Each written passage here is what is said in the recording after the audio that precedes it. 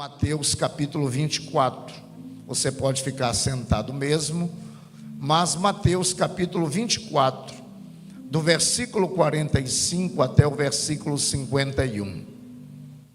É uma parábola que algumas Bíblias designam na epígrafe como a parábola dos dois servos.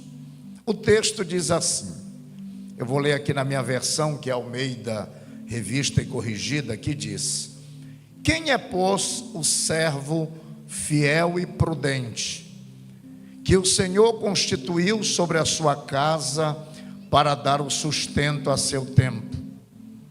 Bem-aventurado aquele servo que o Senhor, quando vier, achar fazendo assim.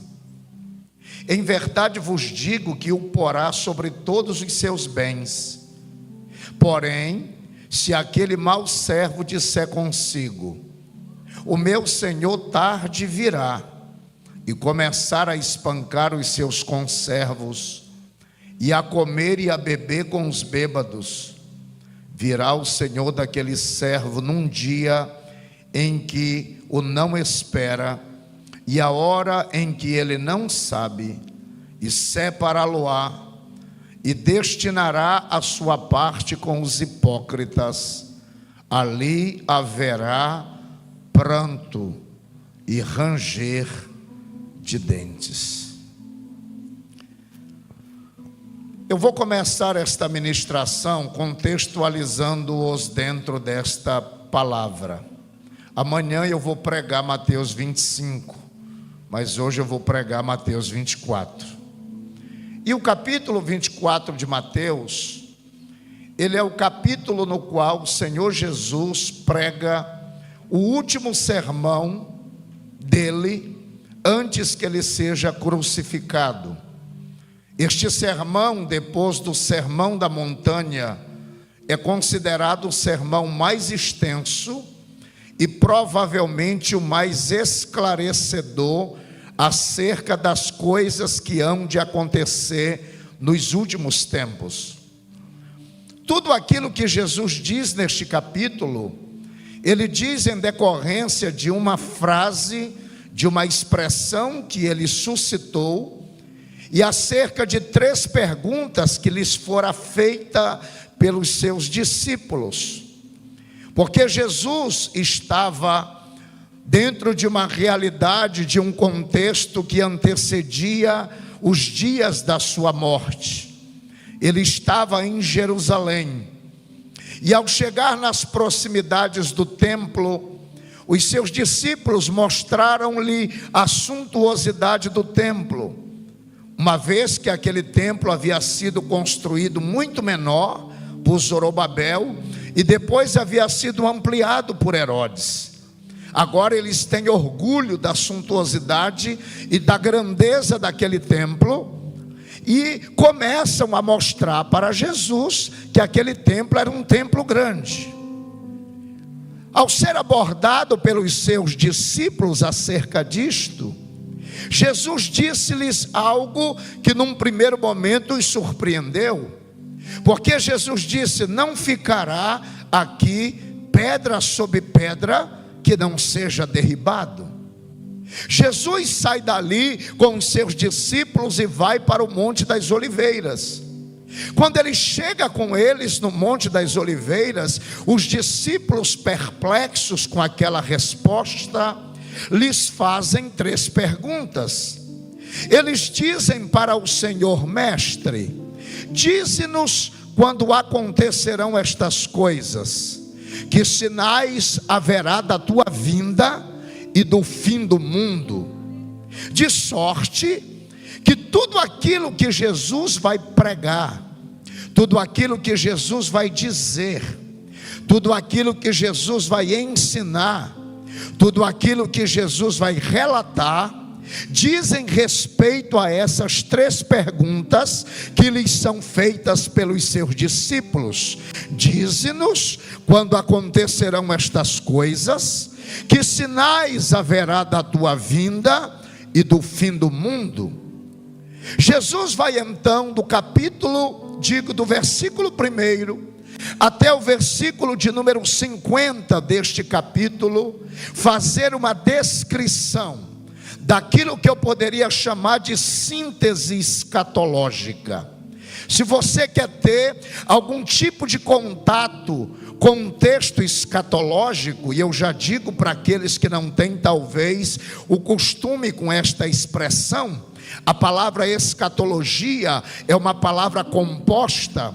A primeira é a palavra escatos, que quer dizer fim, final. E a palavra logia vem de logos, que quer dizer estudo, doutrina ou ensino. De maneira que escatologia seria a doutrina ou ensino das últimas coisas, ou que diz respeito ao final dos tempos.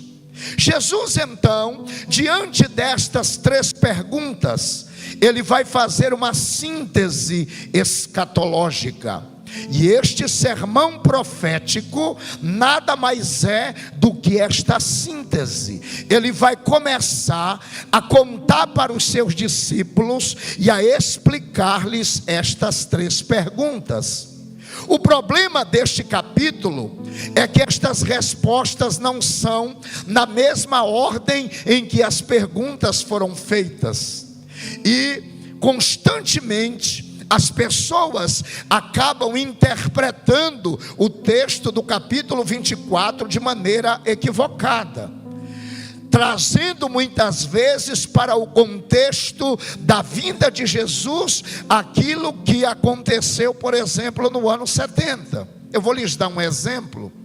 Eu já ouvi pregadores asseverando que no arrebatamento só 50% das pessoas hão de ser arrebatados, e usa como argumento o texto que está nesse capítulo, que diz: estando dois deitado em uma cama, um será tomado e o outro será deixado. Estando dois no campo, um será tomado e o outro será deixado. Aí eles usam ainda o exemplo das 10 virgens, que só 5 entraram nas bodas e 5 ficaram de fora. Mas irmãos, quando Jesus diz isso, se estiverem 2 num campo, um será tomado e o outro será deixado, ele não está falando do arrebatamento. Ele está falando da primeira pergunta: dize-nos quando acontecerão estas coisas. Que coisas? Quando é que acontecerá que aquele templo seria derribado e que não ficaria pedra sobre pedra? Jesus estava explicando, ainda que ele não fez uma declaração de maneira específica, mas ele estava mostrando que no ano 70, o general Vespasiano Tito invadiria Jerusalém, destruiria aquela cidade, derribaria aquele templo e assassinaria, na época, de acordo com os dados daquele tempo, cerca de quase 120 mil judeus com aquela invasão. Tito estava dizendo, Jesus estava dizendo que quando Tito invadisse, aquela invasão seria de surpresa, de maneira que não dava para escapar os dois. Se eles fossem encontrados naquele momento da invasão, trabalhando no campo, Jesus estava dizendo, provavelmente só um escapará e o outro morrerá. Era isso que ele estava dizendo. Ele vai explicar ainda, quando ele diz: orai para que isto não aconteça num dia de sábado, para que não aconteça no inverno, ai das grávidas. Jesus diz tudo isto, mas ele não está falando de arrebatamento, ele está falando da chegada do general Tito. Mas ele vai também, neste texto, falar da sua vinda. Porque a segunda pergunta é: que sinais haverá da tua vinda? Ele vai dizer: acautelai-vos, para que ninguém vos engane, porque muitos virão em meu nome dizendo eu sou Cristo, e enganarão a muitos. E haverá fome, pestes, guerras, nação contra nação, reino contra reino. Ele vai dizer uma série de coisas, ele vai instituir uma série de sinais que antecederiam a sua vinda. Mas ele também vai falar do fim do mundo, ele vai falar da grande tribulação, ele vai falar do juízo final, ele vai fazer uma síntese escatológica. E eu pessoalmente amaria gastar tempo aqui com vocês e explicar-lhes versículo por versículo. Mas eu quero nesta noite chegar no texto final, que é o texto da parábola. Depois que ele faz esta síntese escatológica, ele então chega num ponto crucial. E qual é o ponto, pastor? Ele vai falar acerca de como as pessoas deveriam estar em relação à sua vinda. Qual deveria ser a expectativa? Qual deveria ser o comportamento daqueles que haveriam de estar no tempo em que a sua vinda haveria de acontecer. E ele vai começar contando-nos uma parábola, e esta parábola vai revelar algumas realidades. Diga comigo, algumas realidades. A primeira realidade que este texto vai nos revelar é a realidade acerca do que é servir e do que não é servir. A segunda realidade é da distinção entre aquele servo que é bom e aquele servo que é mau. E a terceira realidade é a realidade de que haverá uma recompensa para uns e julgamento para outros. Então eu quero pregar-lhes nesta noite, ao chegar dentro desta construção textual, mostrar-lhes essas questões, porque vocês escolheram como tema, ele vem, e vocês estão dizendo que estão prontos para servir. Nós vamos descobrir se isso é verdade. Nós vamos descobrir se verdadeiramente você está pronto para servir dentro deste contexto que nos separa ou que antecede a vinda de nosso Senhor e Salvador Jesus Cristo. Então vamos lá. Eu vou pedir para o som está maravilhoso, mas só melhora para mim o retorno.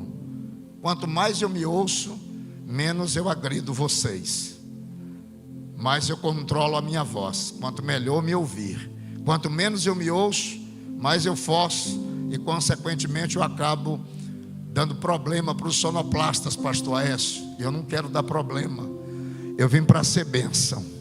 Amém? Obrigado, vocês são lindos. Aleluia. Então vamos lá. A primeira coisa que este texto nos revela, a primeira realidade que este texto nos mostra, diga comigo, há um contraste. Só quem veio para o culto, diga, há um contraste que apresenta o verdadeiro significado de servir. Eu preciso começar esta mensagem estabelecendo esta distinção, porque eu julgo que existe uma confusão conceitual entre servir e serviço. Este conflito ou esta confusão muitas vezes está instituída na igreja. Vamos então compreender inicialmente o que significa serviço e o que significa servir.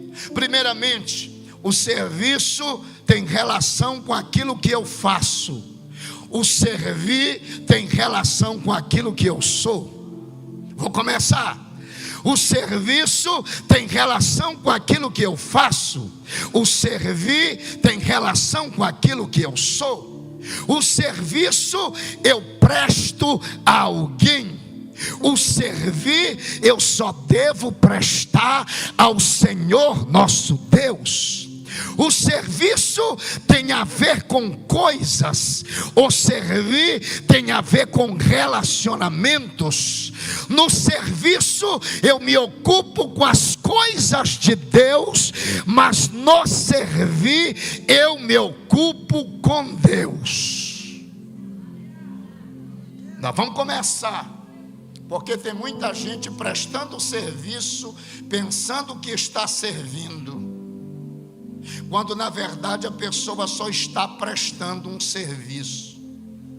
Quando eu presto um serviço, eu presto esse serviço diante de alguém. Quando eu sirvo aos pés de alguém, e aos pés do Senhor. Bom, instituído esta distinção, este contraste, eu quero lembrar-lhes de um texto da Bíblia. A mídia pode até colocar aqui atrás. Lucas capítulo 10 e o versículo 38 até o versículo 42. Neste texto nós temos um episódio bastante interessante, que vai mostrar exatamente a diferença entre serviço e servir. Porque o texto diz assim: quando eles seguiam viagem, Jesus entrou numa aldeia, e certa mulher chamada Marta hospedou-o na sua casa. Marta tinha uma irmã chamada Maria, que assentada aonde? Assentada aonde? Aos pés, olhe lá, aos pés do Senhor, ouvia o seu ensino. Uma outra versão vai dizer, ouvia a sua palavra. Olhe lá. Então, Marta agitava-se de um lado para o outro, ocupada com o quê?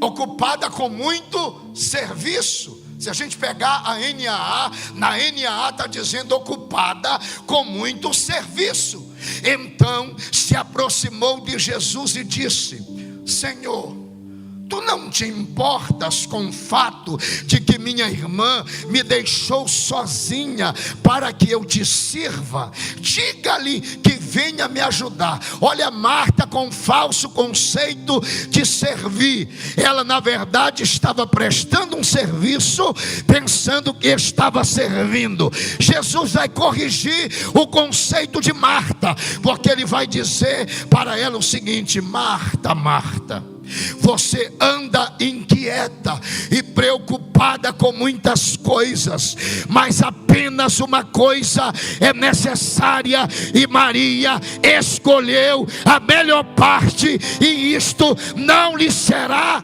tirado.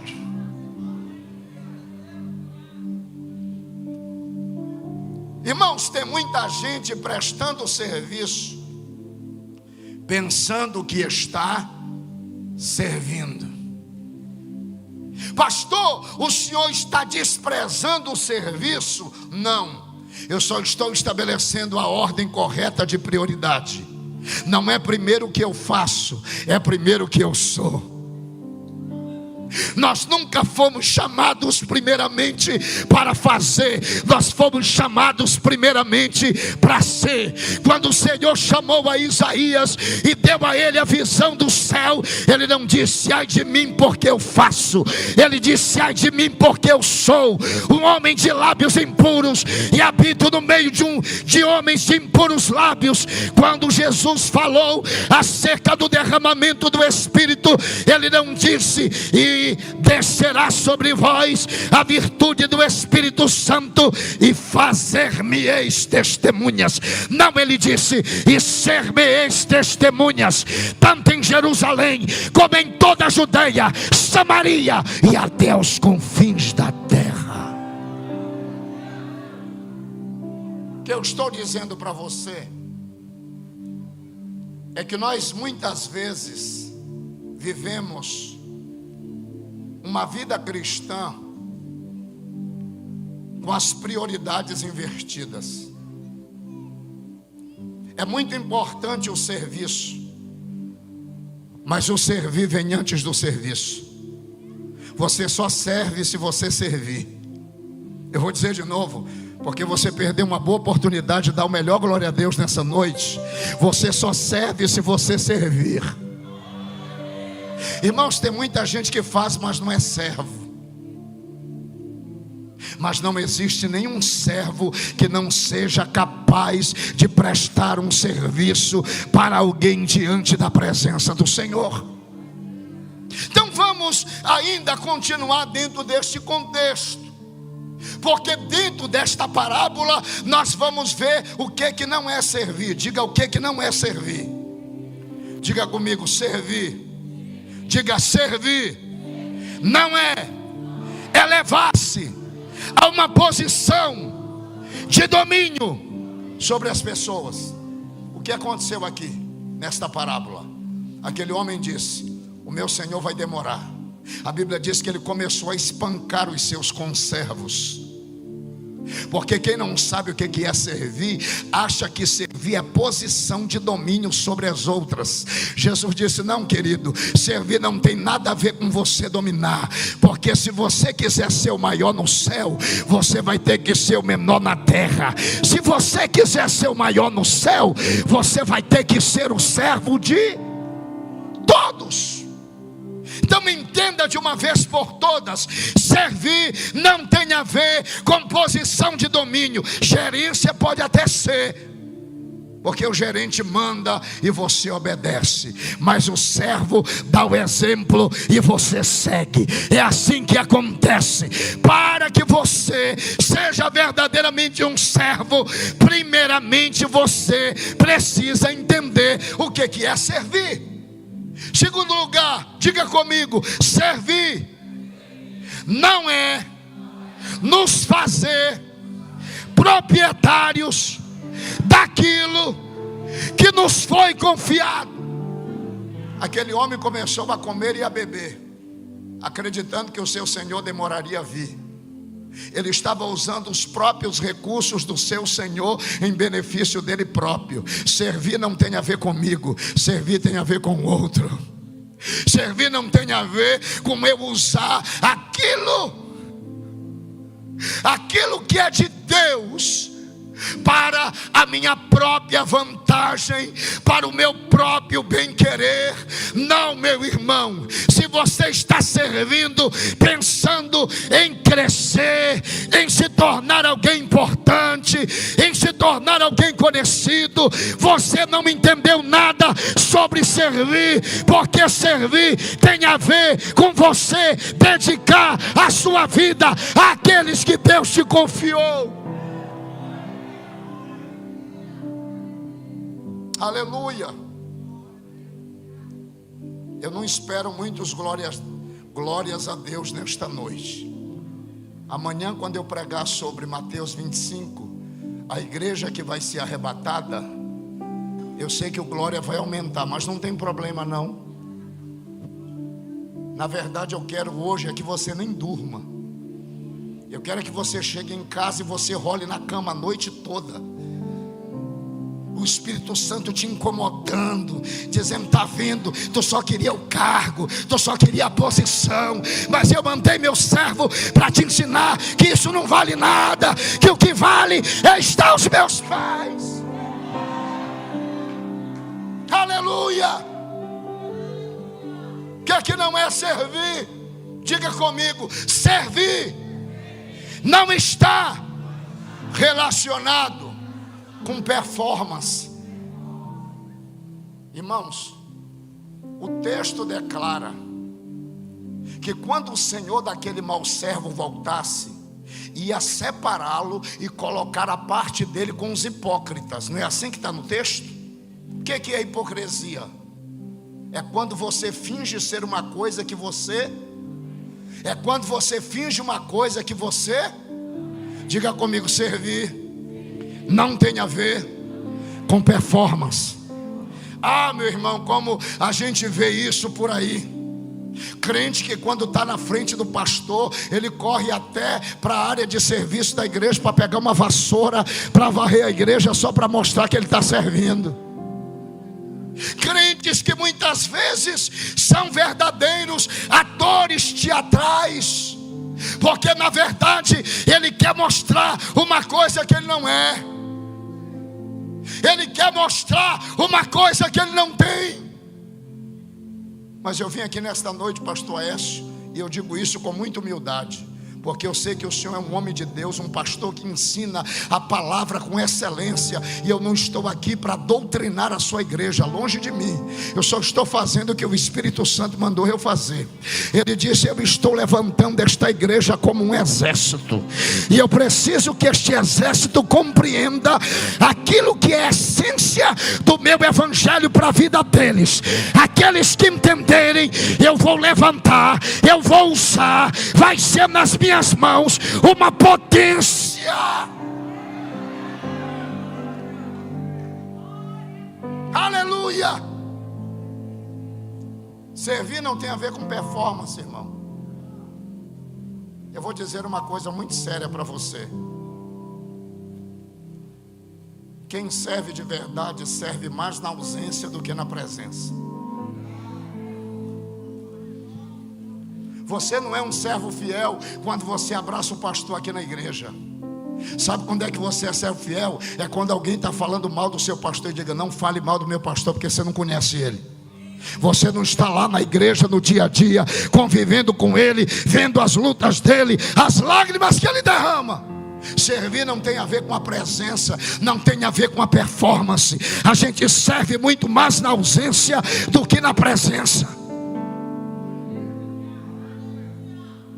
Agora, pastor, o que é servir? Se isso não é servir, e eu estou me baseando no texto. Pastor, o que é servir? Diga comigo: o servir. Só que ainda está aqui no culto, diga: o servir é fruto da compreensão dos valores do reino. O texto começa dizendo: quem é, pois, o servo fiel e prudente? Quem é, pois, o servo fiel e prudente? Quem é, pois, o servo fiel e prudente? Para servir tem que ser fiel, para servir tem que ser prudente, para servir tem que ser fiel, para servir tem que ser prudente. Eu vou falar até você glorificar. Para servir tem que ser fiel, para servir tem que ser prudente, para servir tem que ser fiel, para servir tem que ser prudente. Deixa eu dizer uma coisa para vocês. A gente ouviu uma frase por séculos na igreja, que diz que Deus usa quem quer, quando quer e como quer. Quem já ouviu isso, diga amém. Eu vou acrescentar um item nesta frase, porque ela está incompleta. Diga comigo: Deus usa quem quer, quando quer e como quer. Diga: mas Deus não usa qualquer um.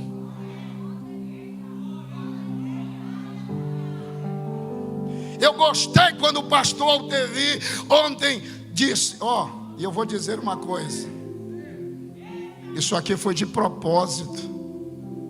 Nós estávamos orando hoje lá naquela casinha, e eu deveria ter lhe falado isso lá. Deus está dizendo que está chegando sobre a sua vida um tempo novo. Um tempo em que você vai deixar de trabalhar para o homem, vai deixar de trabalhar para ti mesmo e vai começar a trabalhar para Ele, para Ele, para Ele, para Ele, porque tudo aquilo que Ele tem colocado na tua mão, Ele vai reverter como capacidade para Ele te usar.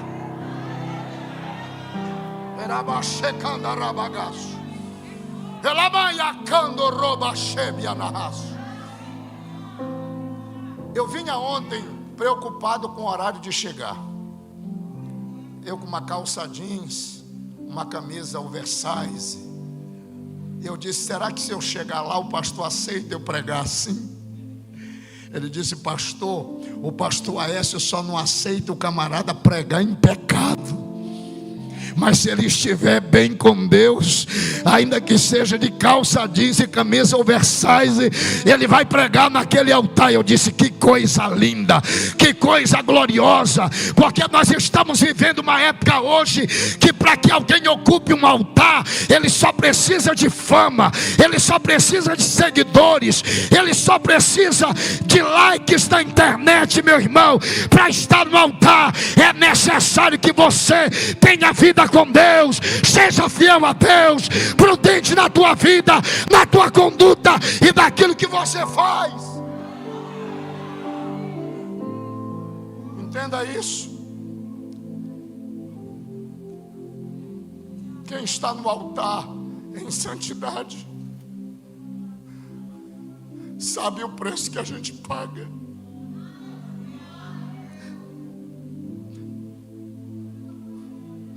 Por você não negociar a mensagem e pregar aquilo que as pessoas querem que você pregue.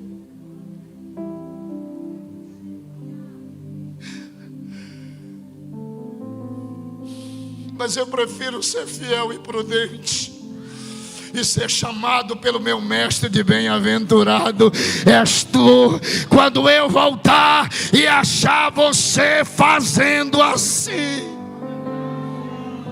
Entenda uma coisa: servir tem a ver com compreender os princípios do reino. Se você não tem os princípios do reino, você não está preparado para servir. Diga comigo: o servir. Diga: o servir. Diz para esse irmão que está do lado: se você não falar, o pastor vai pregar até de madrugada. Brincadeira, pastor Écio. Daqui a pouco aparece aqui na minha tela: pastor, sai fora daí, acabou seu tempo.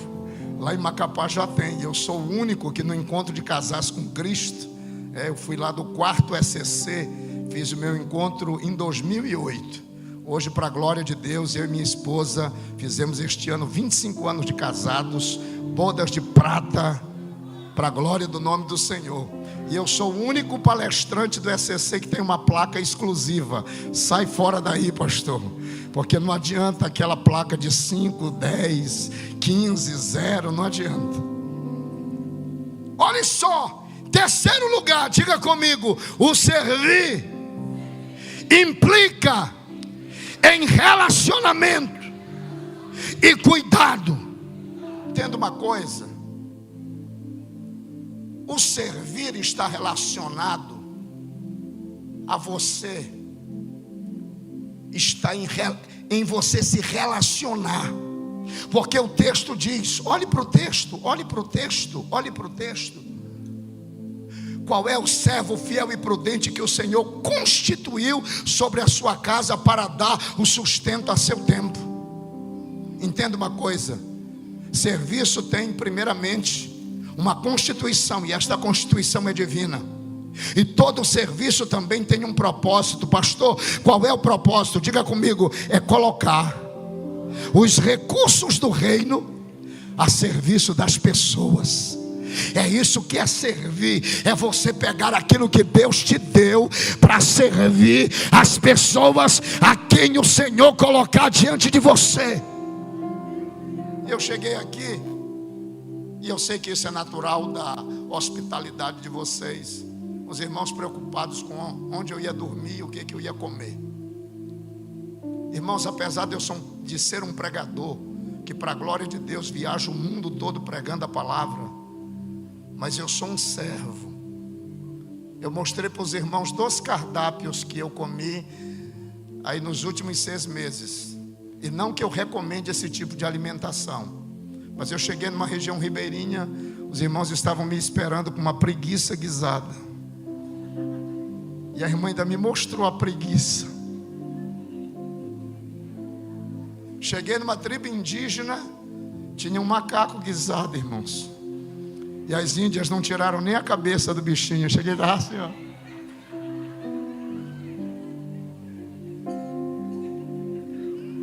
Eu disse: então, irmãos, não se preocupem, Quem já comeu preguiça e macaco, come peixe, come carne, bebe café. Então não se preocupe com isso. Sabe por quê?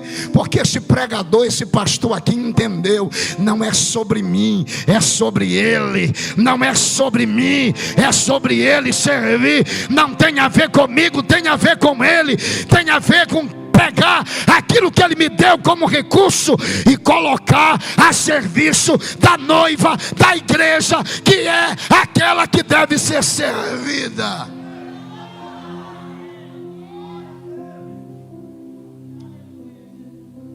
Não existe serviço sem relacionamento. Você não pode servir quem você não conhece.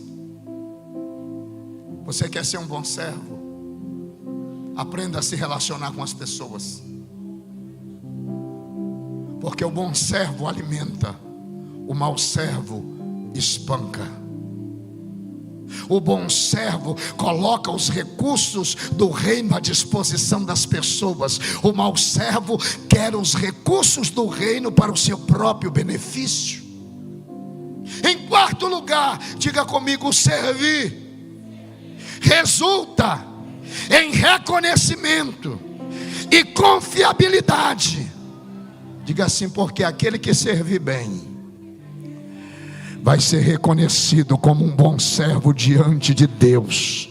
Porque o texto está dizendo que quando ele voltar, bem-aventurado será aquele bom servo que ele encontrar fazendo assim, e este será colocado sobre todos os seus bens.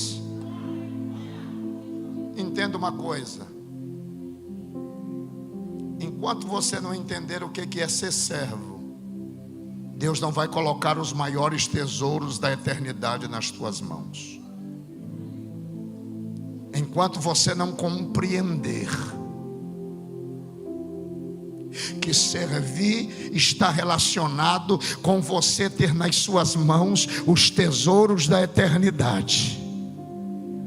Não é a tua capacidade, não é o teu conhecimento, não são os teus métodos. Outra coisa que eu amei aqui ouvir do irmão Altevi, ele ainda vai me levar no escritório, tá, irmãos? Eu já fui hoje na chácara, achei coisa linda, oramos lá, me alegrei lá com vocês, e eu ainda vou lá no escritório antes de ir embora, porque eu quero implantar uma filial desse escritório lá em Macapá, viu, pastor? Já existe lá, sim. Eu tenho meu próprio escritório, mas eu achei essa ideia muito boa. Eu amei ouvir isso. Como é que vocês estão crescendo? Como é que vocês estão se expandindo? Bora lá no escritório que eu vou te mostrar o plano, vou te mostrar o projeto, vou te mostrar aonde é que estão nascendo as ideias. É isto mesmo, irmão, é isso mesmo. Uma igreja que ora é uma igreja avivada, é uma igreja que adora, é uma igreja que recebe, é uma igreja que faz, é uma igreja que vai, é uma igreja que não se intimida, é uma igreja que não recua, é uma igreja que não retrocede, é uma igreja que se enche da presença de Deus, e aonde ela chega, Satanás tem que correr, porque ela está cheia, revestida da glória de Deus. Aleluia.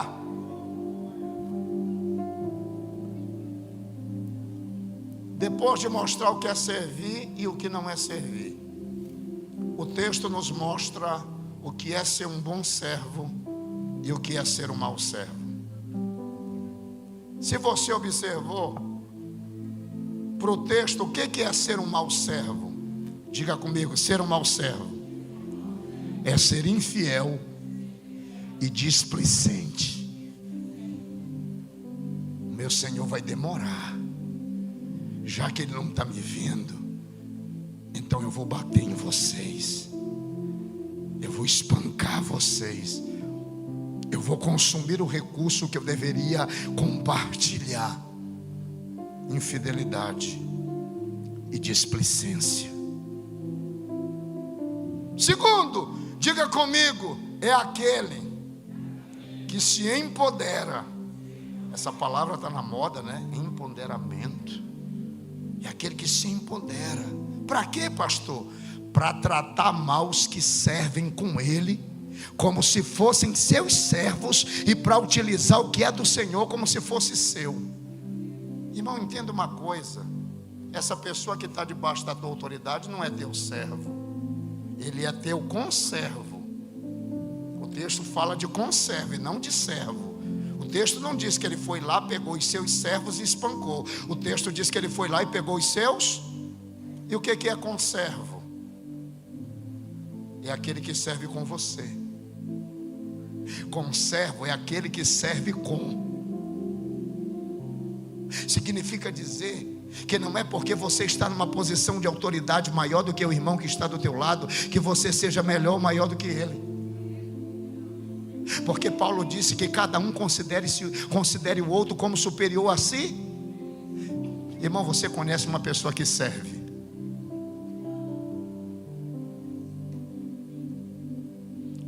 Eu sou vice-presidente da convenção. Eu sou vice-presidente de uma igreja que tem mais de 40 mil crentes. Mas eu costumo dizer na igreja que cargo só serve para uma coisa. E para quê, pastor? Para trazer a esposa dele com ele. Quem é a esposa do cargo? É a carga.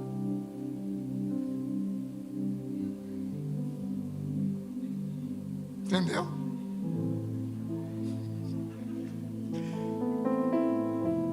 Então não interessa se eu estou na mesa diretora, se eu sou vice-presidente ou se eu sou porteiro. Todos nós somos conservos uns dos outros. Todos nós fomos chamados pelo mesmo Senhor para fazer a mesma obra, para adorar ao mesmo Deus, para estar no mesmo fronte de batalha. É isso, irmão, que tem separado as igrejas. Essa mania de alguém achar que é maior do que o outro, que é melhor do que o outro, que é mais importante do que o outro, aí não se mistura com o outro. Eu quero saber se lá no céu vai ter um céu. Irmão, céu não é um loteamento que tem a parte A, a parte B, a parte C. Não, o céu não é um loteamento. Nós vamos estar todos lá.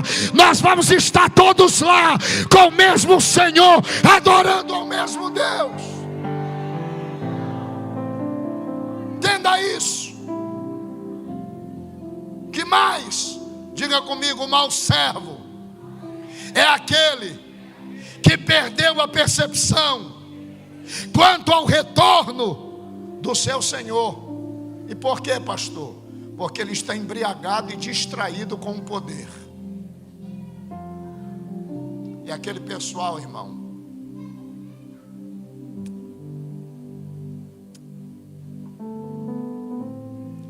é aquele tipo de crente que ele não faz a obra de Deus sem interesse. Eu prego a palavra há 30 anos. Eu nunca cobrei um cachê. As pessoas me ligam: pastor, quanto é que o senhor cobra? Eu digo: irmão, não cobro. Eu sou um pastor de tempo integral. Eu vou na sua igreja, prego. Se a igreja tiver condições de me dar uma oferta, eu recebo como uma oferta de amor. Está aí o Will, está ali o pastor. Eu não impus qualquer tipo de condição. Se o tempo tivesse dado ontem, eu tinha pregado. Mas foi bom eu chegar tarde mesmo para o pastor ministrar aquela linda mensagem que ele pregou aqui. E assim a gente serve um ao outro. O serviço que nós prestamos para a igreja completa-se com a vida do irmão. Eu nunca cobrei. E por quê? O que eu tenho não é meu. Eu sou advogado também. Aí pelos meus trabalhos como advogado eu cobro. Para que eu me tornasse advogado, eu tive que estudar, eu tive que passar na prova da OAB. Eu estudo, eu leio todo dia jurisprudência, julgados, uma série de coisas para eu poder ser um bom advogado. Aí eu cobro. E por quê? Porque isso é meu. Agora isso aqui que eu estou trazendo para você está vindo direto do céu. Não é meu. Não posso cobrar por isso.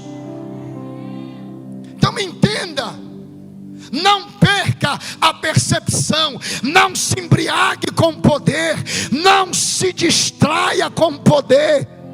Ainda que Deus te eleve, ainda que Ele te coloque em posição elevada, o teu olhar tem que estar no céu, o teu coração tem que estar na vinda do teu Senhor, porque a trombeta pode tocar a qualquer momento.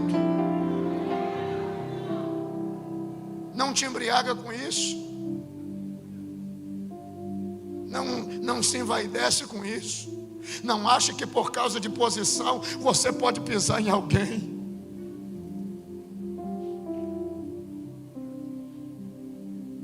Quem é o bom servo? Diga comigo, é aquele que possui as qualidades necessárias. A palavra diz que é necessário, 1 Coríntios capítulo 4, versículos 1 e 2. É necessário que o dispenseiro seja encontrado fiel.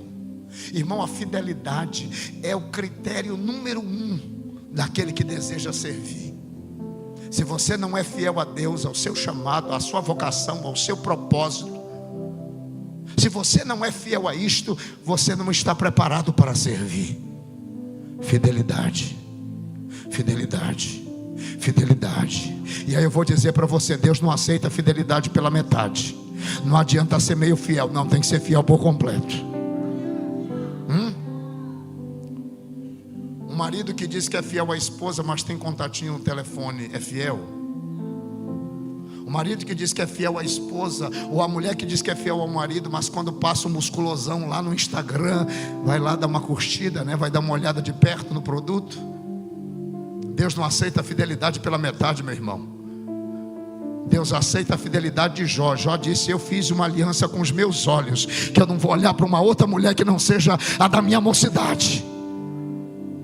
O que Deus está falando para você é que se você quiser servir, você tem que ser fiel.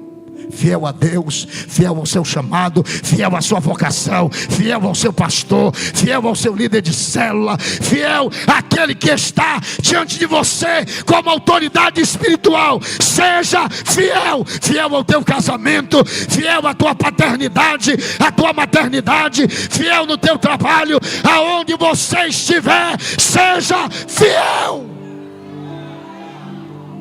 Fidelidade. Diga comigo, é fiel e bom servo aquele que cumpre o propósito para o qual Deus o chamou. Você já perguntou qual é o seu propósito? Você já entendeu isso? Por que Deus te chamou? Por que Deus te colocou aonde você está?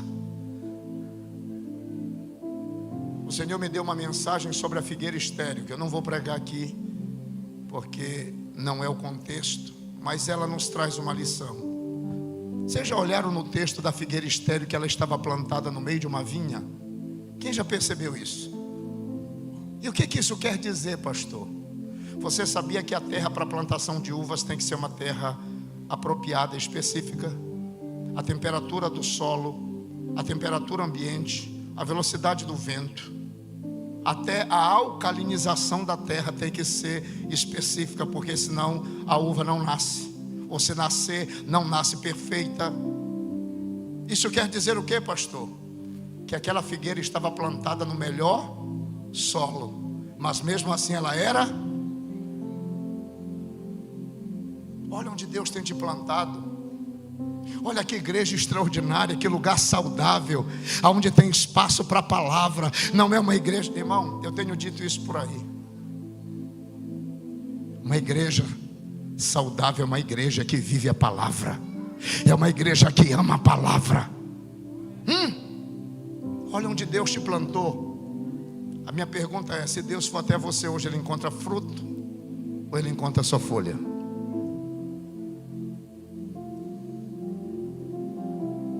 Você tem sido uma figueira estéril, ou você tem sido uma figueira que tem verdadeiramente dado frutos diante da presença do Senhor? Vamos lá, diga comigo, bom servo é aquele que sabe que o seu Senhor está voltando e que quando Ele vier, Ele vai pedir contas daquilo que Ele te deu. Será que você tem clareza disso? Que Ele colocou talentos nas tuas mãos e que muitas vezes você tem colocado esses talentos de lado, você não tem produzido para o reino, você não tem sido relevante para o reino, e o Senhor está aqui nesta noite dizendo para mim: se eu chegasse agora, como Ele te encontraria? Porque Ele vem, mas será que você está pronto para servir? Eu termino, para respeitar o meu tempo. Diga comigo, em terceiro lugar, primeiramente nós vimos a distinção entre o que é servir e o que é não servir. Segundo, qual é o bom servo e qual é o mau servo. Terceiro, diga comigo, há uma certeza de recompensa e de julgamento. Porque o texto diz isso. Se você observar aqui, o texto diz o seguinte, versículo 46: bem-aventurado aquele servo que o Senhor, quando vier, achar fazendo assim, ou servindo assim. Em verdade vos digo que o porá sobre todos os seus. Aquele que foi fiel sobre o pouco, sobre o muito Deus o colocará. Olha lá. Porém, se aquele mau servo disser consigo: o meu Senhor tarde virá, e começar a espancar os seus conservos, e a comer e a beber com os bêbados, virá o Senhor daquele servo num dia em que não espere, a hora que ele não sabe, separá-lo-á e o destinará a sua parte com os hipócritas. Ali haverá choro e ranger de dentes. O mau servo é aquele servo que vai ser julgado. E por quê, pastor? Porque o julgamento é inesperado. Ele não esperava. A condenação será distintiva, servirá para dizer quem é bom e quem é mau, mas também revelará o caráter do servo. O que você faz porque você ama a Deus e a sua obra, ou você faz porque você quer impressionar alguém, chamar a atenção de alguém, ocupar o cargo de alguém, estar na posição de alguém? Eu quero que você fique em pé. Eu disse que hoje a pregação, ela não extrairia de você muitas glórias.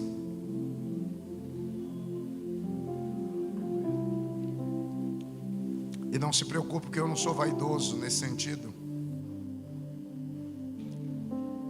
A glória não é para mim, é para Ele. Eu disse aqui na mensagem que, na verdade, o que eu quero é que você nem durma hoje. É que você durma um pouco e o Espírito te acorde, vai orar. Porque o que eu te dei é grande. E para você sustentar o que eu te dei, você precisa ter uma vida de oração melhor do que essa que você está tendo.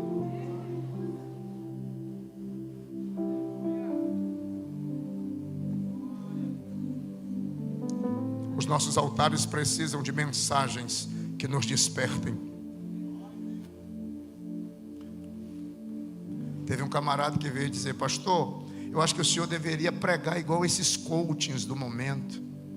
Eu disse: meu filho, se eu fosse um coach, eu acho que eu seria chicote.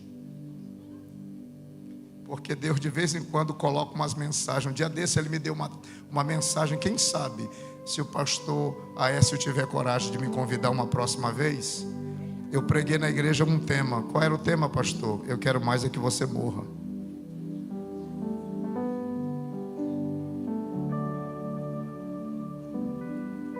Foi isso que Jesus disse para Nicodemos. Ele disse: Nicodemos, necessário te é nascer. Para Nicodemos nascer de novo, ele precisava o quê? Eu quero mais é que você morra.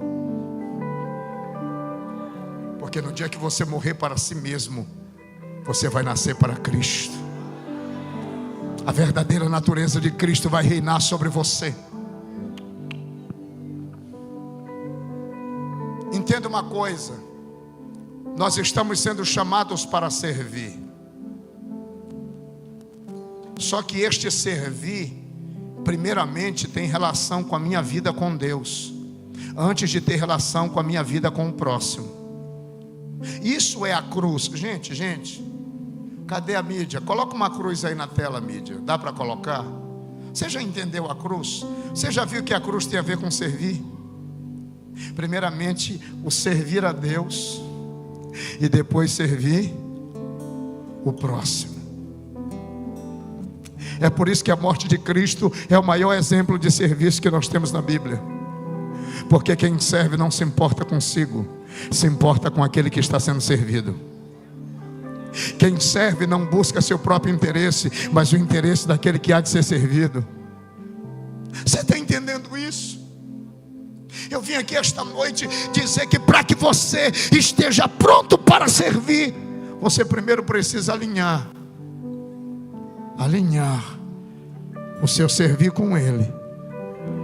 O problema é que as pessoas hoje não querem mais os pés do Senhor, porque para estar nos pés você tem que se curvar, você tem que se humilhar. As pessoas querem as mãos. Mas será que você já percebeu que os maiores milagres que Jesus fez, Ele não fez com o toque das suas mãos, mas Ele fez com o toque dos seus pés? Aquela mulher do fluxo de sangue, quando foi curada, ela estava ao alcance das mãos ou ao alcance dos pés? Jairo, quando chega até Jesus, ele faz o quê? Ele lança-se aos seus. É isso. O problema é esse. É que as pessoas querem as mãos, quando na verdade elas deveriam anelar pelos pés. Eu sei que muitos querem suas mãos, nós só queremos os pés. Muitos querem suas mãos, nós queremos seus pés. Você sabe dizer isso?